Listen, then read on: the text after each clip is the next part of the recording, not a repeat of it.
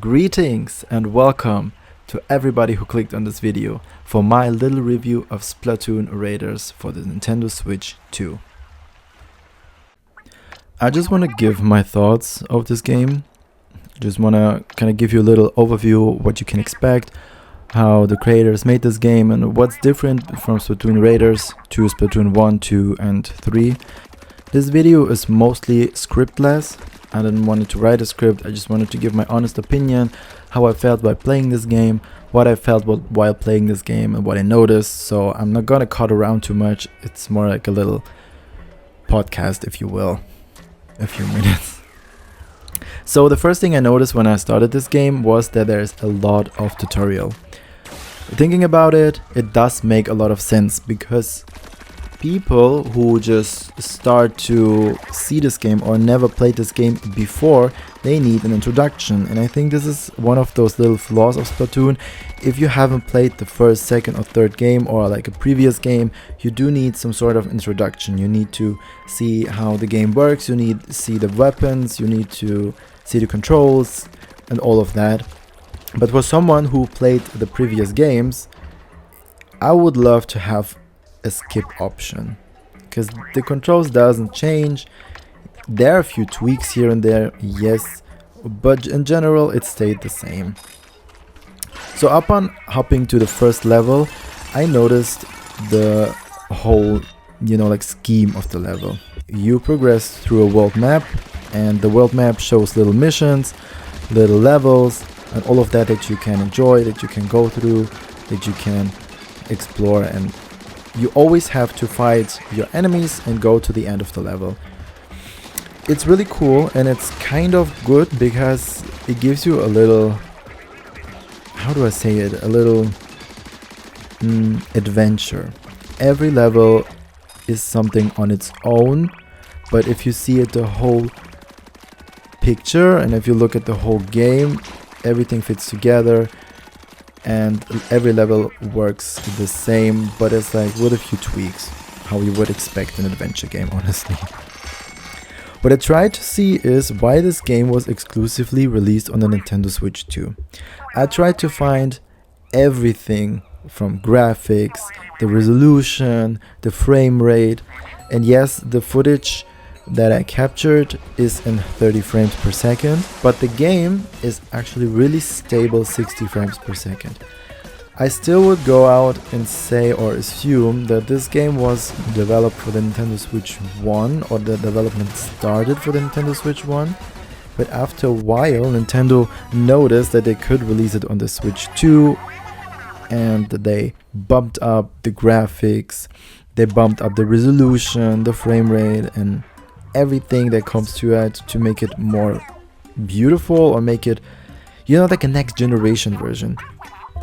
Because they gave out a free upgrade for Splatoon 3 on the Nintendo Switch. They gave an upgrade that you can have a better quality on a higher resolution on the Nintendo Switch 2, and it looks really nice. This game, it looks really good, and I think it deserves to be a Splatoon a Switch 2 title, because I like how it's smooth, how there's no frame drops, everything works pretty nice, and you just enjoy the whole adventure in general. But I can see that it's, started off as a Nintendo Switch 1 game. I am someone who really looks at the details in the graphics, or at least I try to, because I like when games look good. I think the graphics are nice. The textures of the ground, of the water, the underwater sections, the sky, and all those enemies, it's really good. It's amped up really nice, there's a high resolution, and you really feel that Nintendo kind of take their time to optimize it for the Nintendo Switch 2 at least. It's kind of the same when you think about Donkey Kong Bonanza. The game looks really nice and it plays really nice. There are a few stutters here and there, but all in all, it's absolutely solid. This game, it goes around with a lot of customization. Yeah, I know that you can customize your weapons and your outfits in the previous games, but you can customize nearly everything in this game. From your weapon, you can upgrade your weapons, you can upgrade your bombs, you can upgrade your little gadgets and trinkets that you can throw. You can, you know, mix and match however you want it and how you like it. And this is something that I really enjoy, because I really hate it when they change every trinket from the weapons in the previous games. Because I was so used to Splatoon 1's weapons with trinkets, and I had my favorite weapon. I always played with a paintbrush. Is it called paintbrush? Where you just have to spam the button. I was so good with that. And then they changed the stats and a little bit of the gadgets, or like I would say the ultimate weapon that you have in Splatoon 2, and I literally stopped playing it. I didn't even try to play the adventure mode, even though I probably should. I compare this game a little bit to Salmon Run that's on Splatoon 2. No, Splatoon 3. On Splatoon 3. Because you kind of go out and you fight against all those monsters and enemies, and then you get those fish eggs. The fish eggs you only need to collect a lot to activate your ultimate. That's in the bottom left corner over there. And it just unleashes a big attack that triggers a lot of enemies and like hits them or kills them instantly. Every of the 3 main people of the storyline have their own main attack. What I want to say about this game too is I think the weapons are really cool, because you cannot buy weapons, you have to find them. And how do you find those weapons? If you play the game and kill enemies, they drop them randomly. But if you progress through the levels and it gets even harder and harder, you find new weapons pretty fast, and they are even better and better and better. I love to play with the blaster, so I usually go out and just take the blaster because it has a lot of damage in a zone. It does not trigger one person, it could trigger like 10 enemies or even more. So this is something that I really enjoyed about using the blaster. On a quick note, you can swap your weapons every time you want to if you're on a hub world on the ship. That's the hub world of the game. You can swap them between levels, between missions, whenever you want to, and you can upgrade them every time you're in a hub world. So basically, if you have a weapon that's a little bit older or level 1, 2, 3, like not on a high level, you can just upgrade them up to 5 times and get more damage out of them, so you can use them for a longer period. It's something that I really think is really cool. One mistake that I made at the beginning of the game, I always thought that you can only have one extra damage or like extra gimmick, because by pressing the R or L button you can throw a little gimmick. It's like a fountain, a bomb, or something like this from the older games. They are different here in this game, and I haven't figured out all of them because they're just way too much, and I kind of stick to what I know. But you can actually equip 2 at the same time, so you press one with R and one with L, and I didn't knew it up on like 70% completion of the game. I mean, I don't know how much I have to play left, but I think it's around 70%. And this is where I found out that you can actually activate a second one. And I was like, oh my god, this game could have been so much easier, so don't make the mistake and forget about it. And then also you can upgrade basic stats like health, damage in general, gimmick damage, how fast you swim and stuff like that. But to equip that you need skill points, and you can earn skill points while roaming around in levels and finding secrets. That's, by the way, really cool that they include a lot of secrets on those levels. But you can also find secret missions that give you a skill point up on completion. And I think that is really cool, because those extra levels, they remind me a little bit of those Mario Sunshine levels where you don't have the little, how do you call it, the water gun, I forgot his name. I mean, jetpack? No, it was not jetpack. In Germany we call him Flood. Oh, was Flood his name? You know, the gadget that Mario has in this game. There are a few levels where they take away the gadget and Mario has to jump alone.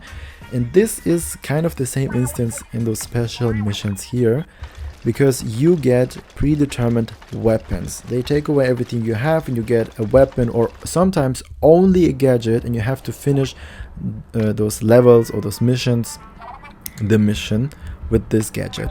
What I like about it is that they are made like a tutorial at the beginning, and at the end they really try to get your skill. So you learn every weapon, you learn all the skills, all those gadgets that you can use. And I think it made me even like some weapons that I usually don't like the sniper or the bucket that I usually never use because I like more of the fast-paced shooting game style. But because of those levels, I got introduced to them even more, and it was so much fun to play them. So this is something they made really, really good in this game. One little thing that I don't like is how they try to force you to use a different weapon. Because I love to use the blaster, I kind of stick to it. But my blaster now is on level 15, and I find weapons that are over level 20. And I notice how my blaster does not do enough damage anymore. So I kind of forced to go back and change my weapon just to get it out. And this is something that kind of annoys me, because I was like, why can I not upgrade it more or even find blasters? And because you get weapons randomly, you have no chance to get the weapon you want. You kind of need to replay levels to get the weapon you need, you know what I mean? This is sad, and I was hoping to have some sort of a way, a shop or whatever to craft those weapons or to get them, you know. This is one thing that kind of bugs me, but it's not too bad because it kind of gives you a moment to try a different weapon, so you know, why not? So all in general, I would say it's a really great game for a child, for a person who likes Splatoon, or for someone who loves simple adventures. If you like the Splatoon franchise, you will love it, because this game is everything Splatoon and even better because it's solo. I personally love solo experiences, and I'm not the big fan of the online mode of Splatoon, but simply due to the fact that I'm just not good enough anymore. My prime time was Splatoon 1 on the Wii U back then. I grinded this game so hard, I loved everything about it. It was new, it was fresh, it was just so good. But nowadays, everyone with the snipers and all these crazy weapons, I have no idea. I want to play with the paintbrush, but it's not good, so you know, I kind of forced to go out of the way. So I was really happy to see Splatoon Raiders, and that is not a Splatoon 4, and then that it's a Splatoon adventure game. For everyone who thinks this game is good, go ahead and get it. It's not even expensive, because here you can get it, I thought, for 45 euros. The pre-release price was 59.99, which, by the way, great price for a solo experience on the Nintendo Switch 2, and the full game is on the cartridge, so support that. But the game dropped, the price dropped immediately after release, so I think I paid 50 bucks. I literally paid 50 bucks, and I would do it again because this game is great and I have so much fun with it. It's even nice just for pick up and play. 10 minutes, 15 minutes, one level, two level, or a level and a mission or whatever, just going around. It's really good. The graphics are good. I see why it is an exclusive Switch 2 game, and I think they made a really, really good game out of this. So if you thought about getting this game, I would say go ahead. I recommend it. Thank you for watching this video. Give a like, follow, or dislike if you don't like this video. If you have any questions regarding this video or regarding Splatoon Raiders, go ahead and drop them in the comment section. I would love to find people who want to talk about it. If you don't want it, it's okay. I'm pretty happy that you watched this video, and thank you so much for your support. I just started out, tried a little bit to talk about my opinions about this game, so I hope that you enjoyed it, and if it makes me happy, have a good day and goodbye.